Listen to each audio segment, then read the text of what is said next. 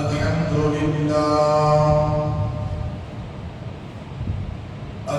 لله نحمده ونستعينه ونستغفره ونؤمن به ونتوكل عليه ونعوذ بالله من شرور أنفسنا ومن سيئات أعمالنا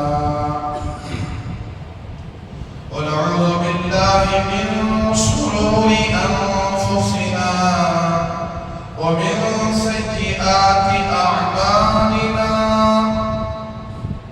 من يهد الله فلا مضل له ومن يضلل فلا هادي له ونشهد أن لا إله إلا الله وحده لا شريك له ونشهد أن سيدنا وسندنا ومولانا محمدا عبده ورسوله أرسله بالحق بشيرا ونذيرا وداعيا إلى الله بإذنه وسراجا منيرا أما بعد فأعوذ بالله من الشيطان الرجيم بسم الله الرحمن الرحيم يا أيها الذين آمنوا ادخلوا في السلم كافة ولا تتبعوا خطوات الشيطان إنه لكم عدو مبين. وقال النبي صلى الله عليه وسلم من حفظ سنتي أكرمه الله بأربع خصال: المحبة في قلوب البررة والهيبة في قلوب الفجرة والسعة في الرزق والثقة في الدين أو كما قال عليه الصلاة والسلام. رب اشرح لي صدري ويسر لي أمري واحلل عقدة من لساني يفقهوا قولي. سبحانك لا علم لنا إلا ما علمتنا إنك أنت العليم الحكيم. رب زدني علما رب زدني علما رب زدني علما. اللهم صل على سيدنا مولانا محمد في أول كلامنا. اللهم بارك على سيدنا ومولانا محمد في أوسط كلامنا. اللهم صل على سيدنا ومولانا محمد في آخر كلامنا. صدر محترم حاضرین مجلس، معزز سامعین کرام، بزرگ دوستوں اور ملت کے عزیز نوجوانوں، ایک مرتبہ تاجدار مدینہ سرکار مدینہ احمد مجتبی سید الانبیاء ساقی کوثر شافی العشاق حضرت محمد رسول اللہ صلی اللہ علیہ وسلم کی پاک بارگاہ میں اپنی بات عقیدت میں انتہائی عقیدت پیش کی.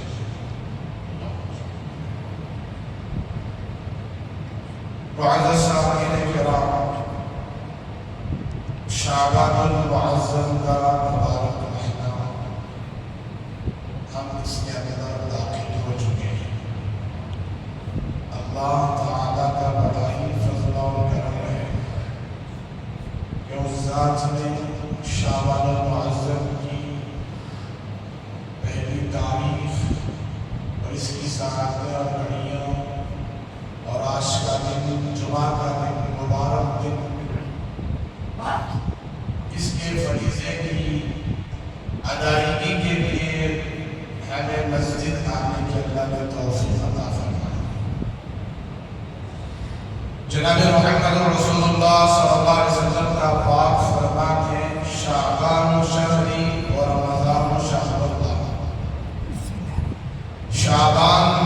مہینہ ہے اور رمضان اللہ کا مہینہ ہے،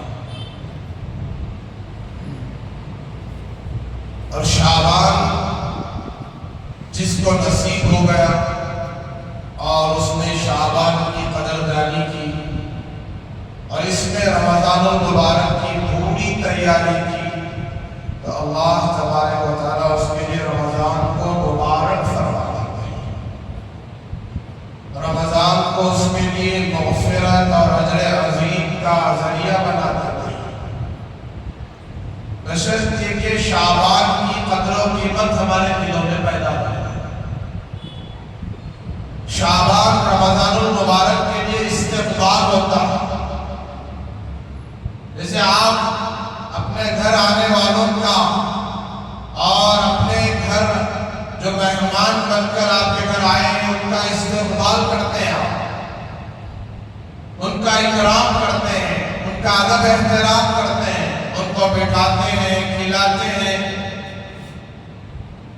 خیر خیریت پوچھتے ہیں، تو ٹھیک اسی طریقے سے شعبان ہمارے لیے رمضان کی تیاری کے لیے عطا کیا گیا ہے، اور یہ استقبال رمضان ہے۔ یہاں ہم رمضان کا استقبال کرنے، جیسے انگریزی میں ویلکم کہتے ہیں، تو مبارکبادی پیش کرنا رمضان کی اور شعبان کی قدر کرنا۔ جناب محمد رسول اللہ صلی اللہ علیہ وسلم نے رجب اور شعبان کے بارے میں جو دعا کی تھی آپ سب جانتے ہیں، پھر رمضان کے تعلق سے کیا فرمایا؟ اللہم بارک لنا فی رجب و شعبان وبلغنا رمضان۔ اے اللہ، رجب اور شعبان میں برکت عطا فرما، ہمارے لیے رجب اور شعبان میں خیر و برکت کا ذریعہ بنا دے، وبلغنا رمضان، اور رمضان تک پہنچنا آسان کر۔ چنانچہ رجب گزر گیا، ہم نے جیسے بھی گزارا گزر گیا، اب شعبان ہمارے ہاتھ میں۔ اگر شعبان کا ہم اکرام کرتے، استقبال کرتے ہیں اور اس شعبان کی قدر کرتے ہوئے رسول خدا صلی اللہ علیہ وسلم نے جو اعمال آپ نے اس ماہ میں کیے، ان اعمال کو ہم کرنے کی کوشش کرتے ہیں، تو پھر رمضان ہمارے لیے مبارک ہی مبارک ہے۔ تو آپ کا معمول تھا شعبان میں کثرت سے روزے رکھنا، اتنی کثرت سے روزے رکھتے تھے، امی جان عائشہ صدیقہ رضی اللہ تعالیٰ عنہ کہتی ہیں، آپ فرماتی ہیں کہ ہم سمجھتے اللہ کے رسول پورا ہی مہینہ روزہ رکھ لیں گے، شعبان کا سارا ہی مہینہ روزہ رکھ لیں گے۔ آپ کی عادت شریفہ پیر اور جمعرات کو روزہ رکھنے کی، چاند کی 13، 14، 15 تاریخ ان 3 دنوں میں روزے رکھنے کی عادت شریفہ تھی، لیکن جب رجب اور شعبان کا مہینہ آ جاتا، رجب میں بھی روزے رکھتے، شعبان میں بھی روزے رکھتے، اور ایک روایت میں ہے اب سرکار شعبان المبارک میں، شعبان المعظم میں روزے بالکل چھوڑ دیتے۔ ہمیں سمجھ میں آتا کہ روزہ نہیں رکھتے، کیا مطلب؟ علماء نے جواب دیا کہ آپ پورا مہینہ روزہ نہیں رکھتے تھے، بلکہ اس میں کثرت سے اتنے روزے رکھتے کہ 15-20 دن آپ روزوں سے گزار دیتے، اور آخری کے 10 دن یہ رمضان کی تیاری کے لیے ہوتے کہ کوئی میری اتباع میں، میری اطاعت میں، میرا امتی پورا مہینہ شعبان کا روزہ نہ رکھ لیں۔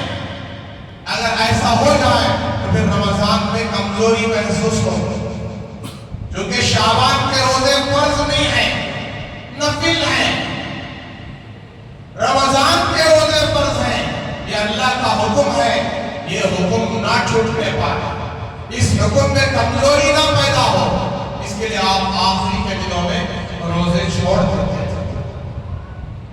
اور اسی ماہ مبارک میں شعبان المعظم میں ایک رات آ رہی ہے جس کو شب برات ہے، شب برات ہے، برات والی رات، جس میں روزی روٹی سال بھر کی تقسیم کی جاتی ہے، سال بھر کے مرنے والوں کی، مرنے والیوں کی، مردوں کی، عورتوں کی، پوری دنیا میں جتنے اس سال مرنے والے ہیں ان سب کی فہرست ملک الموت علیہ السلام کے ہاتھوں دے دی جاتی ہے، تقدیر لکھی جاتی ہے۔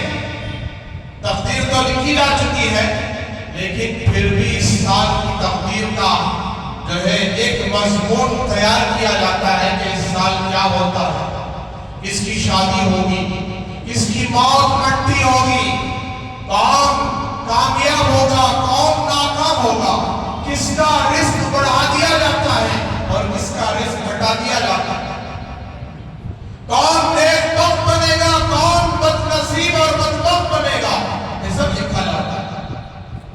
الغرض ہمارا عنوان بڑا ہی گہرا عنوان ہے۔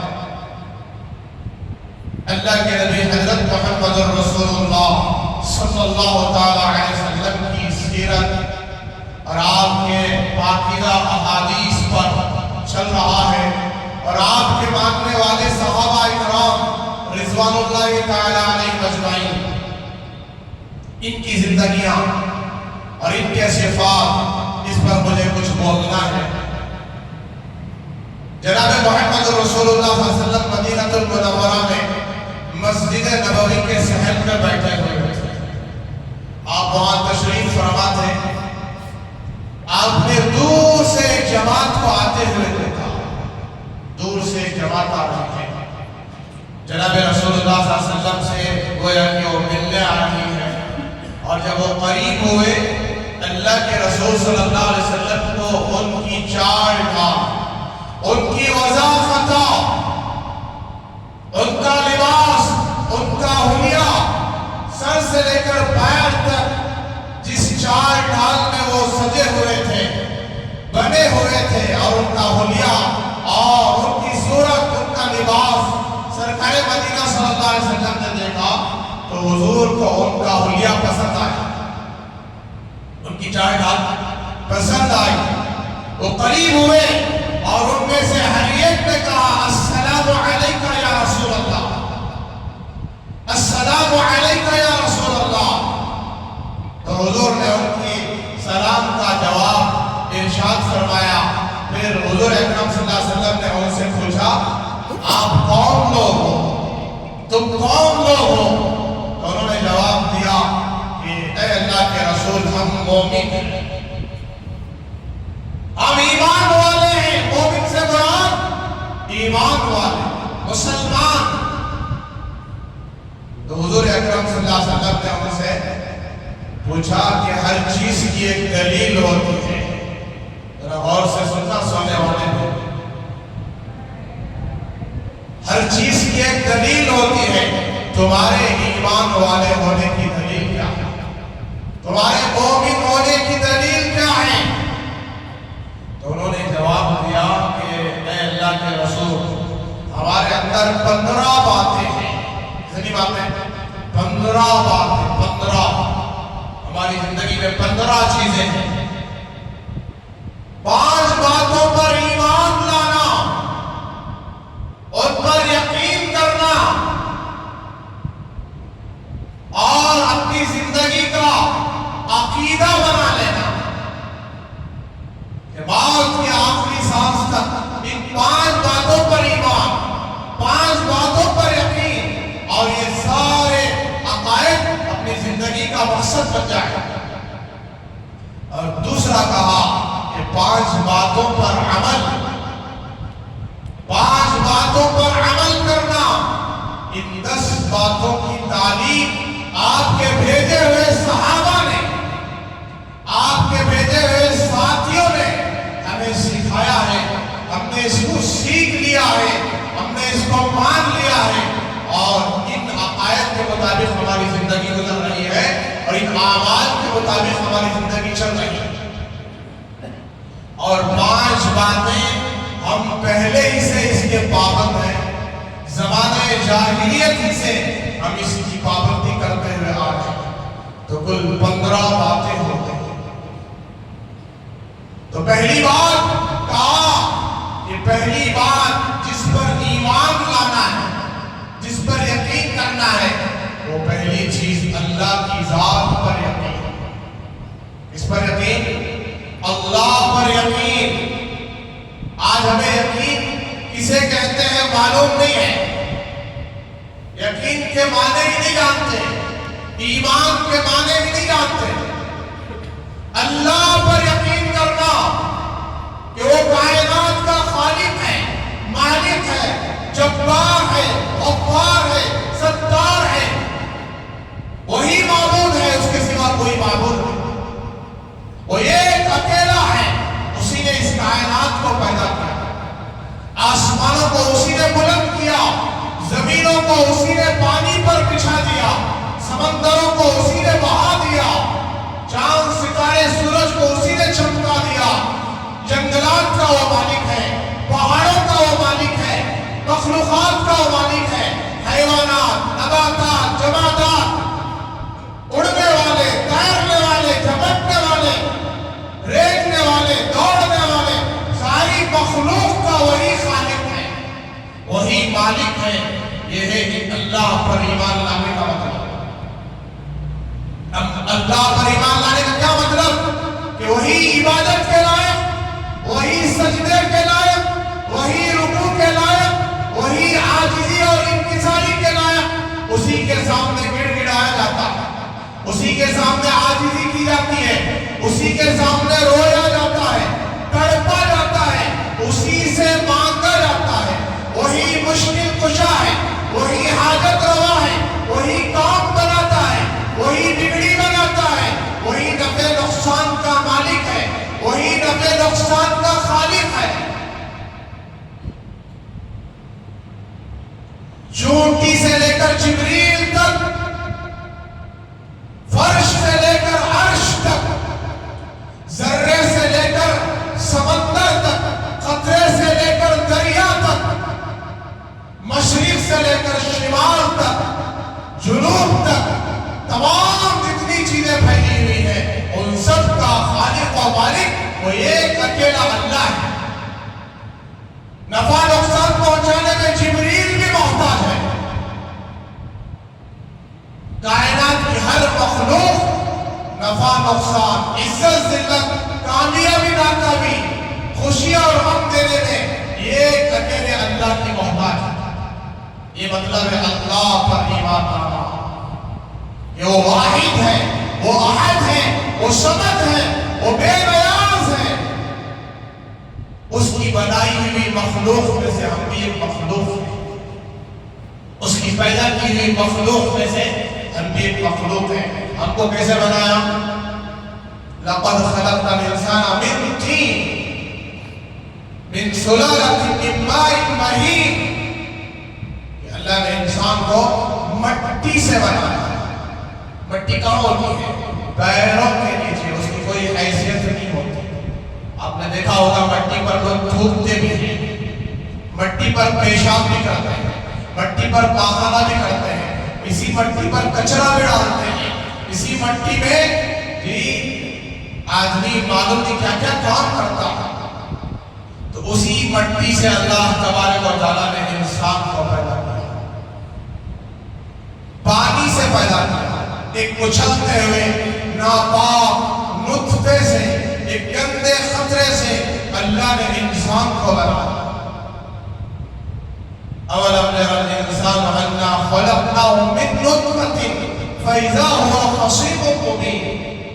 کیا انسان نے اپنی تخلیق میں غور نہیں کیا کہ انسان کو ہم نے ایک اچھلتے ہوئے ناپاک گندے خطرے سے پیدا کیا، لیکن آج وہ مکڑ مکڑ دکھاتا ہے اور کہتا ہے کہ مرنے کے بعد دوبارہ زندگی کیسے ہو سکتی ہے۔ وَضَرَبَ لَنَا مَثَلًا وَنَسِيَ خَلْقَهُ۔ ہماری شان میں غصہ کرتا ہے، ہمارے بارے میں جھگڑتا ہے، ہماری ذات میں شک کرتا ہے، اللہ کی ذات میں شک کرتا ہے، اور اپنی پیدائش کو بھلا دیا ہے۔ انسان کا وجود نہیں تھا، اللہ نے اس کو ناپاک نظرے سے وجود بخشا، سنتا دیکھتا بنا دیا، چلتا پھرتا بنا دیا، سمجھنے والا بنا دیا، پکڑنے والا بنا دیا، دوڑنے والا بنا دیا، کچھ چیزوں کا مالک بنا دیا، کچھ اسباب دے دی۔ اب اس کے اندر کیا تکبر پیدا ہو گیا، غرور پیدا ہو گیا، اکڑ پیدا ہو گئی۔ وَلَا تَمْشِي فِي الْأَرْضِ مَرَحًا، کہ زمین پر اکڑ کر مت چلو، تمہارے اکڑ کر چلنے سے نہ زمین پھٹ سکتی ہے، نہ تم پہاڑوں کی بلندیوں پر چڑھ سکتے ہیں۔ اپنے خالق کو پہچانو، اپنے مالک کو پہچانو، اللہ کو پہچانو، سارے خزانوں کا وہ ایک اکیلا مالک ہے۔ عزت اس کے خزانے سے ملتی ہے، ذلت اس کے خزانے سے ملتی ہے، روزی روٹی اسی کے خزانے سے ملتی ہے، موت اور حیات کا وہ مالک ہے۔ اس کے خزانے لامحدود، کبھی ختم نہیں ہوں۔ یہ اللہ پر ایمان لانا، اور آج اسی اللہ کی ذات کے ساتھ شریک کرایا جا رہا ہے۔ اللہ کی ذات کے ساتھ شرک کرایا جا رہا ہے۔ ماحول آج ایسا مل رہا ہے ہمیں کہ بچے ابھی معصوم ہیں، چھوٹے ہیں، کانوینٹ میں پڑھ رہے ہیں، اسکولوں میں پڑھ رہے ہیں، اسکول کا نظام ایسا بنا دیا گیا کہ بچپن ہی سے بچوں کو شرک کی تعلیم دی جا رہی ہے، بت پرستی کی تعلیم دی جا رہی ہے، جھاڑ کی پوجا، پتھر کی پوجا، مورتیوں کی پوجا، نا معبودوں کی، لا معبودوں کی پوجا کی ترغیب دی جا رہی ہے۔ جھاڑ کے بارے میں سمجھایا جا رہا ہے کہ یہ خدا ہے، یہ معبود ہے۔ ذہنوں کو بگاڑا جا رہا ہے، سورج کی پوجا کروایا جا رہا ہے، سوریہ نمسکار۔ بہت سارے نادان جاہل مسلمان کے ہاتھ اٹھا کے سوریہ نمسکار کرتے ہیں، انجانے میں کر رہے ہیں یا جہالت میں کر رہے ہیں، معلوم نہیں، یہ شرک ہے۔ سورج کی پوجا، چاند کی پوجا، اصل پوجا تمام چیزوں کے پیدا کرنے والے خالق کی کرنا ہے۔ تو اللہ کی ذات پر ایمان، اور دوسری چیز کہا اللہ کے فرشتوں پر ایمان۔ اللہ نے 18,000 مخلوق میں ایک مخلوق ایسے بنائی ہے جس کو ملائکہ کہتے ہیں، وہ فرشتے ہیں، وہ نور سے بنے ہیں، اللہ نے ان کو نورانی بنایا ہے، وہ نورانی مخلوق ہیں، وہ لطیف مخلوق ہیں، وہ نظر نہیں آتے، وہ مخلوق زمینوں پر بھی ہیں، آسمانوں پر بھی ہیں، اور ساری کائنات میں پھیلی ہوئی مخلوق۔ ان ساری مخلوق میں، ان سارے فرشتوں میں 4 فرشتے بہت بڑے فرشتے ہیں۔ کتنے بڑے ہیں؟ ان کی بڑائی اگر آپ سمجھ گئے تو اللہ کی بڑائی سمجھ میں آتا ہے۔ اس کی بڑائی سمجھ گئے بھائی؟ فرشتوں کی بڑائی اگر سمجھ گئے تو اللہ کی بڑائی۔ حضرت جبرائیل علیہ السلام کتنے بڑے ہیں؟ 7 آسمانوں کے اوپر ان کا قد ہے، ان کا سر، 7 زمینوں کے نیچے ان کے پیر، کروڑوں کلومیٹر میں اگر کوئی سفر کرتا ہے تو پہلے آسمان تک نہیں پہنچ سکتا۔ دنیا کا جو فاصلہ ہے، کسی نے کہا 24,000 کلومیٹر، کتنے ہزار؟ 24,000، کسی نے کہا 30,000 کلومیٹر۔ تو یہ ہے زمین کا ختم اینڈ، اور آسمان کا اینڈ۔ کروڑوں کلومیٹر میں اگر راکٹ اور جیٹ میں سفر کیا جائے پہلا آسمان نہیں ملے گا۔ تو ایسے 7 آسمان، پہلے آسمان کی موٹائی اتنی زیادہ ہے کہ 500 سال تک اگر کوئی چلتا رہے پہلے آسمان کی موٹائی ختم ہوگی۔ تو پھر دوسرا آسمان کب ملے گا؟ جو پہلے آسمان کی موٹائی اور اس کا تھکنس اتنا ہے، تو پھر دوسرا آسمان، تیسرا آسمان، چوتھا آسمان، 7 آسمانوں کے اوپر ان کا سر ہے، اور 7 زمینوں کے نیچے ان کے پیر ہیں۔ 600 پر والا فرشتہ اگر 2 پر کھول دے، مشرق سے لے کر مغرب تک ساری دنیا چھپ جائے گی، ڈھک جائے گی۔ اگر 600 پر کھول دے تو کیا حال ہوگا؟ ایسے ہی دوسرا فرشتہ حضرت اسرافیل علیہ السلام، سور پھونکنے والا فرشتہ، اس کے ہاتھ میں اللہ نے سور دے دیا۔ وہ سور کتنا بڑا ہے؟ لکھا ہے احادیث میں کہ 7 زمین 7 آسمان اس سور کے اندر آ جائیں، اتنا بڑا سور۔ اور وہ قیامت کے دن پھونکے گا، اللہ کے حکم کا انتظار کر رہا ہے، کان لگائے ہوئے بیٹھا ہے، سانس لے چکا ہے، اب سانس باہر کرنا ہے۔ آدمی ہوا ہی سے پھونکتا ہے نا، منہ میں ہوا ہوتی ہے تو پھونکتا ہے، جیسے بچے بلون پھونکتے ہیں، کس سے پھونکتے ہیں؟ ہوا سے پھونکتے ہیں۔ وہ ہوا فضاؤں میں ہے، ان سے وہ پھونکتے ہیں۔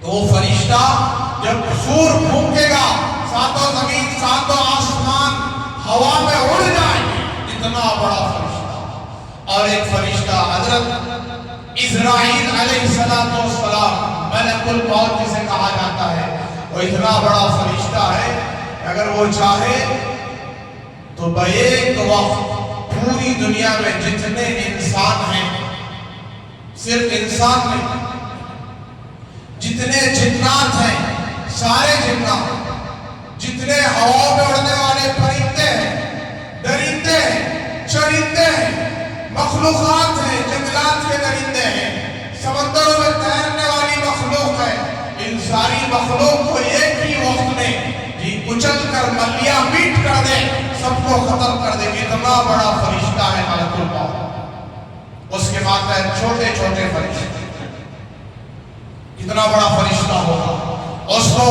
انڈیا میں مرنے والوں کے بھی جانیں نکالنے کے لیے سفر کرنے کی ضرورت نہیں ہے، جہاں بیٹھا ہے وہیں سے تمام انڈیا کے انسانوں کی جان نکال سکتا ہے جی، جہاں بیٹھا ہے وہیں تمام ملکوں کے روحوں کو نکال سکتا ہے، اتنا بڑا فرشتہ۔ اور ایک فرشتہ جس کو میکائیل کہا جاتا ہے، اللہ نے اس کو پانی پر خدمت دے رکھی ہے، یہ فرشتہ معمولی فرشتہ نہیں ہے۔ دنیا میں جتنے سمندر ہیں، 7 سمندروں کا پانی اٹھا کر اس کے سر پر ڈال دیا جائے تو پیشانی تک یہ خطرہ نہیں آئے گا، اتنا بڑا سر اس کا دھڑ کتنا ہوگا، اس کا جسم کتنا بڑا ہوگا۔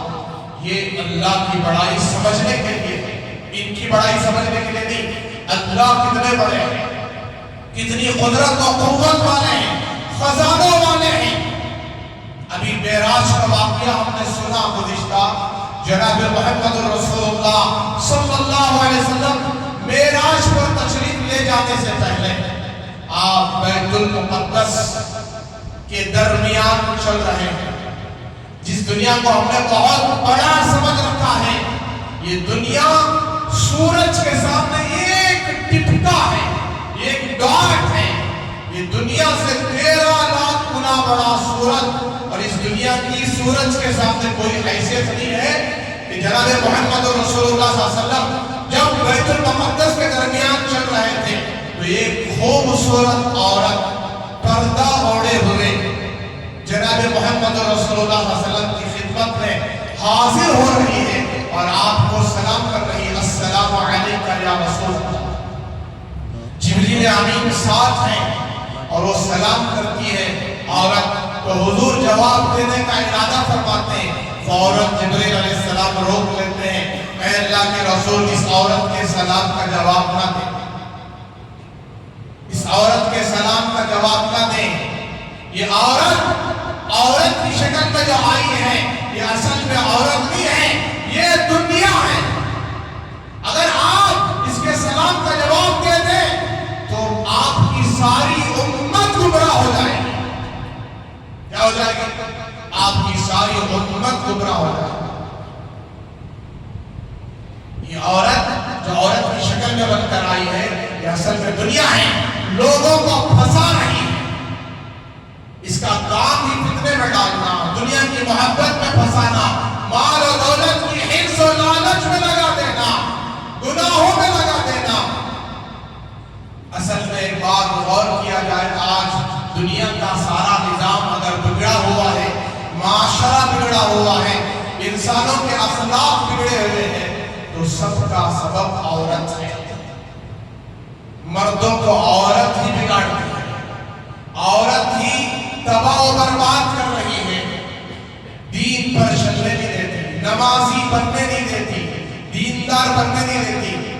تھوڑا کہ مسجد میں زیادہ بیٹھ گئے عبادت کرتے ہوئے تو عورت کا منہ چڑ جاتا ہے اور رونے پلانے لگ جاتی ہے کہ مسجد ہی میں بیٹھ جائے تسبیح لے کر شام کا.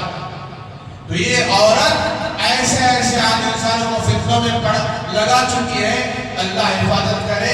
اسی دنیا کی وجہ سے آج ہم نے فجر قضا کیا، اسی دنیا کی وجہ سے روزانہ ہم نمازیں قضا کر رہے ہیں. جناب محمد رسول اللہ صلی اللہ علیہ وسلم وہاں سے گزر گئے، آسمانوں کا سفر ہوا. سرکار مدینہ صلی اللہ علیہ وسلم کی آمد کا انتظار فرشتوں کو ہے. سارے فرشتوں میں بحران مچ گیا. امام الانبیاء آ رہے ہیں، سید الانبیاء آ رہے ہیں، سید البشر آ رہے ہیں، کائنات کے امام آ رہے ہیں جن کے صدقے میں ہمیں اللہ نے پیدا کیا. فرشتوں کو، نوری مخلوق کو اور ترابی مخلوق کو، تمام مخلوق کو جس ذات نے جن کے صدقے میں پیدا کیا گیا وہ ذات آ رہی ہے. سب آپ کے استقبال میں کھڑے ہیں، آپ کے دیدار کے اشتیاق میں کھڑے ہوئے ہیں. کبھی ہم نے بھی حضور کے دیدار کا شوق کیا ہے؟ 1400 سال کا عرصہ گزر گیا حضور کے پردہ فرما کر.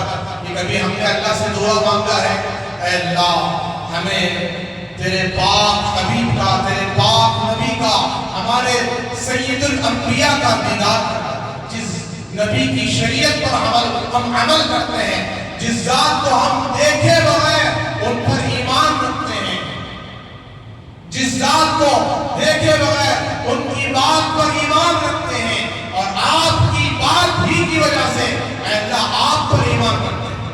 حضور کی بات سن کر ہم نے اللہ کو مانا ہے. ہم نے اللہ کو نہیں دیکھا، اللہ کو نہیں پہچانا، اللہ کو نہیں جانا. حضور نے اللہ کو دیکھا ہے، اللہ کو پہچانا ہے، اللہ کو جانا ہے. تو حضور کی بات پر ہم ایمان رکھتے ہیں. حضور کی بات سن کر ہم نے کلمہ پڑھا ہے لا الہ الا اللہ محمد رسول اللہ. ساری مخلوق کا ہم نے انکار کر دیا، تمام بت پرستی کا، شرک کی چیزوں کا انکار کیا. کہا الہ صرف ایک ہے، اللہ صرف ایک ہے. تو حضور کے دیدار کا شوق پیدا کر، اپنے اندر وہ شوق پیدا کر. ہر فرشتہ آسمان کا حضور کو دیکھنے کے لیے تڑپ رہا.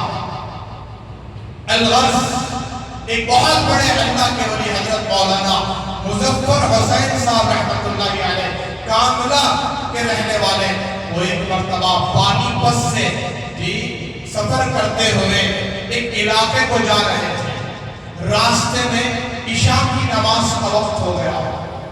ایک قریے پر سے آپ کا گزر ہوا. وہاں ایک مسجد تھی جو ویران پڑی ہوئی تھی. آپ تشریف لے گئے مسجد میں اور اذان دی. عشاء کی اذان کا وقت ہو گیا تھا. آپ نے اذان دی تو لوگ آپ کی اذان سن کر کچھ لوگ آئے نماز کے لیے. اور ایک آدمی بھی آیا اور آ کر دیکھا کہ جس نے اذان دیا ہے کوئی اجنبی معلوم ہوتا ہے، شاید بھوکا ہوگا. تو اس نے 3 روٹیاں حضرت مظفر حسین صاحب رحمۃ اللہ علیہ کو دے کر چلا.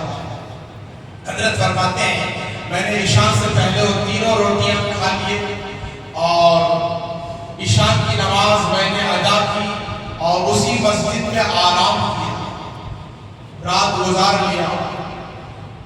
چنانچہ خواب میں ایک ہی رات میں امام الانبیاء سید الانبیاء حضرت محمد رسول اللہ صلی اللہ علیہ وسلم کو میں نے 3 مرتبہ دیکھا.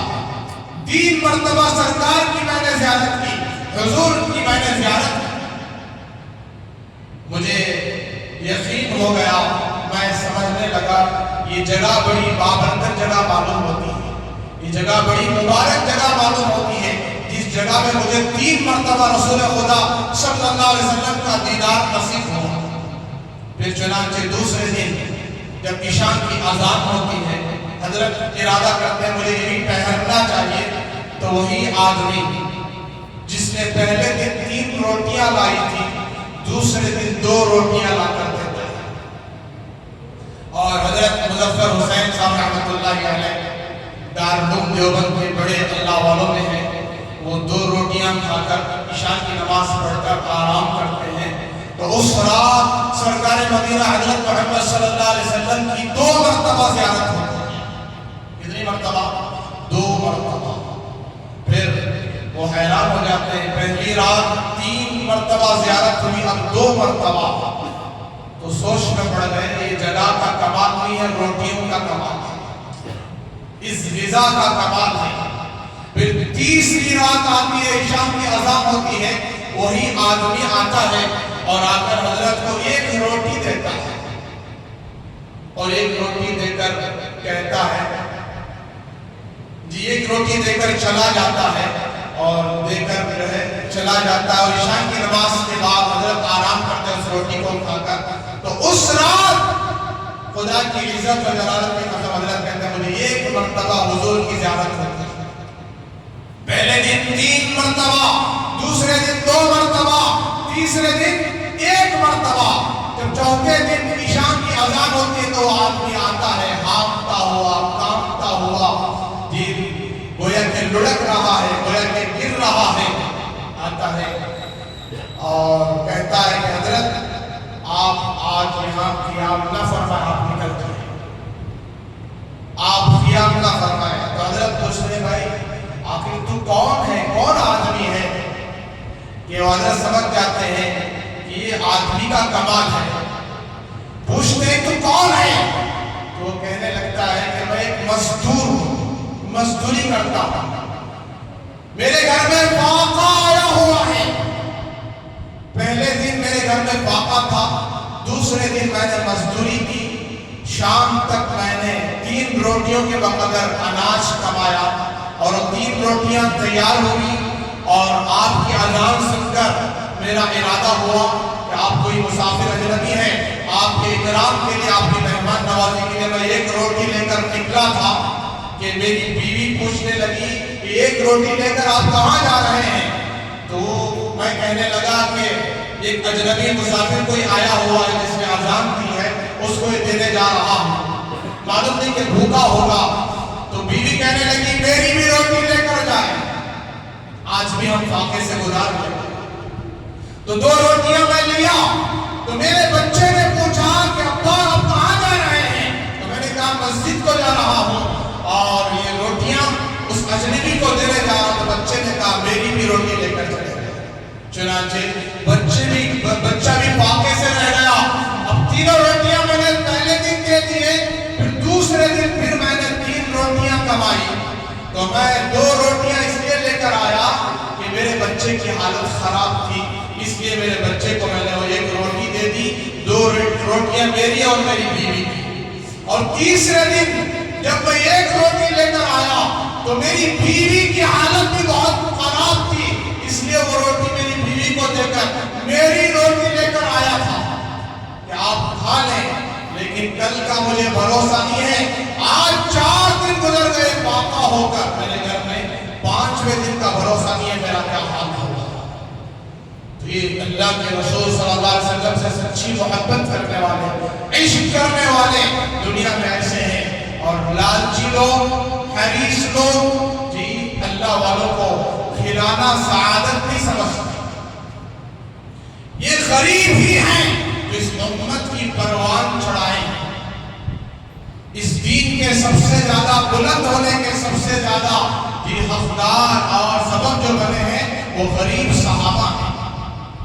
آج ہم سمجھتے ہیں ہم غریب ہیں، ہم سے کیا ہوگا؟ خدا کی عزت و جلالت کی قسم وہ غریب ہی تھے جو دنیا کی تاریخ کو جس نے بدل دیا، کائنات کی تاریخ کو بدل دیا. عرب میں اسلام کا پرچم اور اخلاق کا پرچم لہرا دیا اور انقلاب برپا کر دیا. میرے آقا غریب ہی تھے اور میرے آقا کے صحابہ بھی غریب ہی تھے. اللہ کے نبی نے فرمایا کل قیامت کے دن اللہ تبارک و تعالیٰ میری امت کے غریبوں کو 500 سال پہلے مالداروں سے جنت میں پہلے بھیجیں گے.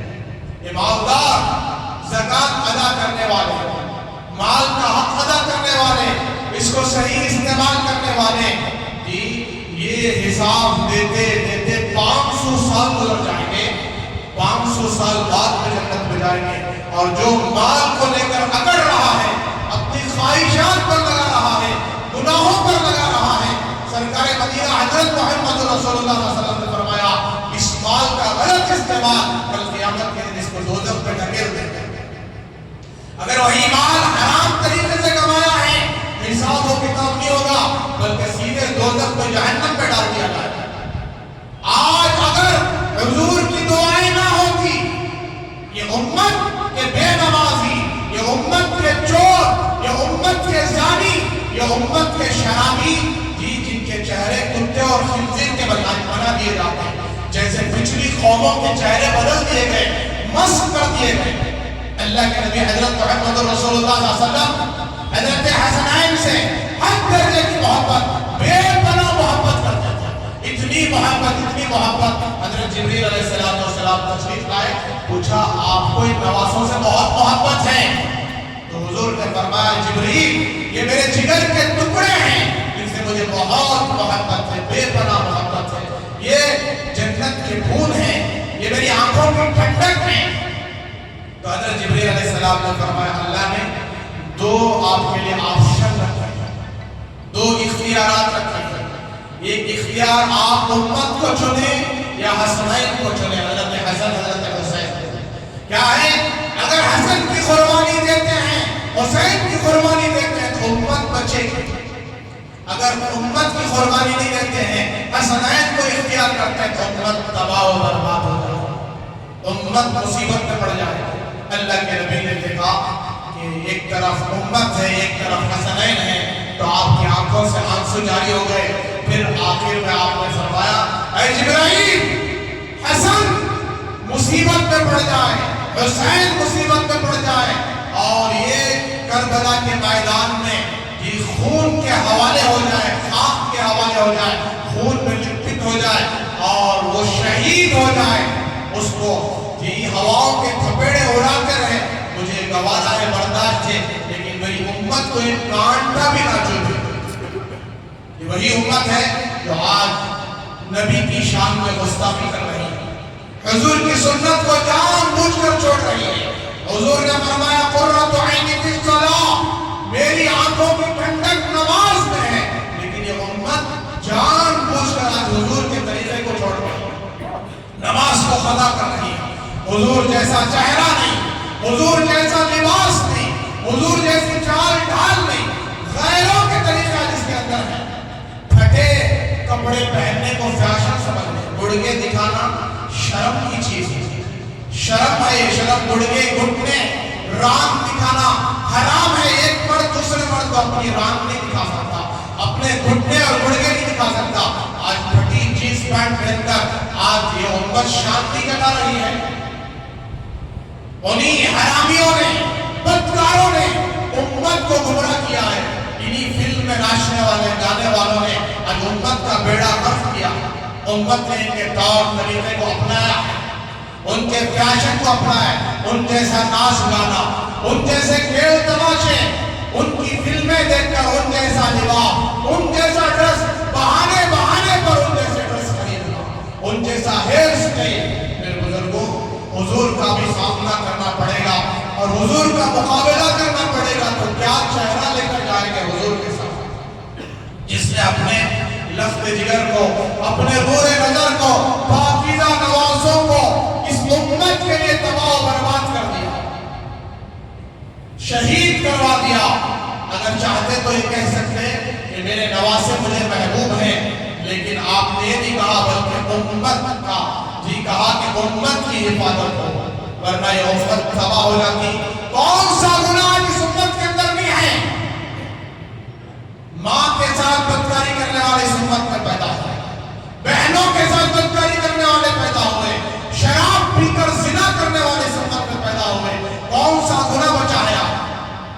نماز چھوڑ دیا، روزہ توڑ دیا، ذکر سے دور ہو گئے، سچائی امانتداری کا دامن چھوڑ دیا، سود میں امت مبتلا ہے، جھوٹ میں امت مبتلا ہے، پھر بھی کیوں تباہی ہو رہی ہے؟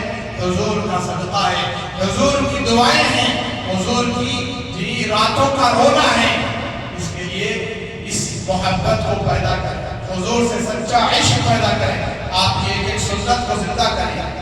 آج اس ملک میں ہماری ایک پیسے کی بھی عزت نہیں ہے. پوری دنیا کے اعتبار سے ایک پیسے کی بھی عزت نہیں ہے. کیوں نہیں ہے بھائی؟ ہم نے حضور کی عزت نہیں کی، حضور کا ادب احترام نہیں کیا اور حضور کے طریقوں کی عزت نہیں کی. آج کیا نہیں ہے ہمارے پاس؟ بتائیں. خانہ کعبہ کسی کے پاس ہے؟ وہ کس کے پاس ہے؟ مسلمانوں کے پاس. صفا و مروہ ہے کسی کے پاس؟ مزدلفہ کسی کے پاس ہے؟ زمزم کس کے پاس ہے؟ یہ 120 رحمتیں اللہ کی کس کے پاس ہیں؟ مکہ مدینہ جیسی مقدس بستیاں کس کے پاس ہیں؟ سب کچھ کے باوجود، قرآن کے باوجود، حدیث کے باوجود یہ امت کیوں ذلیل ہو رہی ہے؟ یہ امت کا تعلق آج علماء سے کرتا ہے. بس آخری بات سے ختم کر رہا ہوں. اسپین میں 800 سال تک اسلامی حکومت قائم تھی. کتنے سال تک؟ 800 سال تک. اور آج اسپین ایک عیسائی ملک ہے. اسپین میں ایک 800 پلر کی مسجد تھی، آج وہ عیسائی چرچ میں تبدیل ہو گئی. آج وہاں کوئی نماز نہیں پڑھ سکتا. اس کی سب سے بڑی وجہ تاریخ میں لکھا ہے کہ اسپین کے مسلمانوں کو وہاں کے عیسائیوں نے، یہودیوں نے سب سے پہلے علماء سے تعلق کاٹ دیا، علماء سے بدزنی، علماء سے بدگمانی. یہ کیا جانتے ہیں ہمارے مقابلے میں؟ ان کی کیا حیثیت ہے؟ ان کے مال نے، ان کی دولت نے علماء سے تعلق توڑ دیا. مال کا غرور، جائیداد کا غرور، اپنے مکانات اور بلڈنگوں کا غرور ہے جس سے علماء سے دور ہوئے. اپنے مسائل کو معلوم کرنا علماء سے چھوڑ دیا. حرام حلال کیسا کی زندگی چلے. چوری کی، امانت داری کی، سچ کی، جھوٹ کی. گھر تو چل رہا نہیں، گھر میں چولہا تو سلگ رہا نہیں، 3 ٹائم کا کھانا تو کھا رہی نہیں. تو امت کا یہ حال ہے. آج امت نے ہر گناہ کو اپنایا ہے. اگر کسی کو اپنایا نہیں ہے تو حضور کے طریقے کو فراموش کیا، نماز کو بھلایا ہے. کتنا اچھا رہے گا یہ مجمع، جتنا مجمع یہاں بیٹھا ہے، فرسٹ فلور میں، سیکنڈ فلور میں بیٹھا ہے. یہ سب فجر کی نماز کو پابندی سے آئے کہ اللہ کی رحمتیں نہیں اتریں گی، اللہ کے عذابات ہٹائے نہیں جائیں گے. پھر RSS والوں کو ہمت ہوگی کہ آنکھ اٹھا کر بھی دیکھیں مسلمانوں کو. میں کہتا ہوں RSS والے حق پر ہیں، وہ ہمیں للکار رہے ہیں. تم مسلمان ہونے کے باوجود مسجدوں کو ویران کر رہے ہو. تم مسلمان ہونے کے باوجود اپنے نبی کے نمک حرام ہو. تمہارا چہرہ نبی جیسا نہیں ہے، تمہارا لباس نبی جیسا نہیں ہے، تمہارا معاشرہ نبی جیسا نہیں ہے. وہ خریوں میں جاتے ہیں اور مسلمان بستیوں سے معلوم کرتے ہیں، مسجدیں جہاں ویران ہے بند پڑی ہیں، پوچھتے ہیں کیا تم مسلمان نہیں ہو؟ کہتے ہیں ہاں مسلمان. بھی مسجد کیوں بند ہے؟ اذان کیوں نہیں ہو رہی ہے؟ نماز کیوں نہیں ہو رہی ہے؟ تو پھر تم مسلمان ہونے کے قابل نہیں ہو. پھر اعلان کرو، اب اعلان کرو جے شری رام کا نعرہ لگاؤ. تم تو مسلمان نہیں ہو. اگر مسلمان ہوتے تو تم مسجد کو جاتے، نماز پڑھتے. اس طریقے سے جو ہے ان کو دھمکایا جا رہا ہے.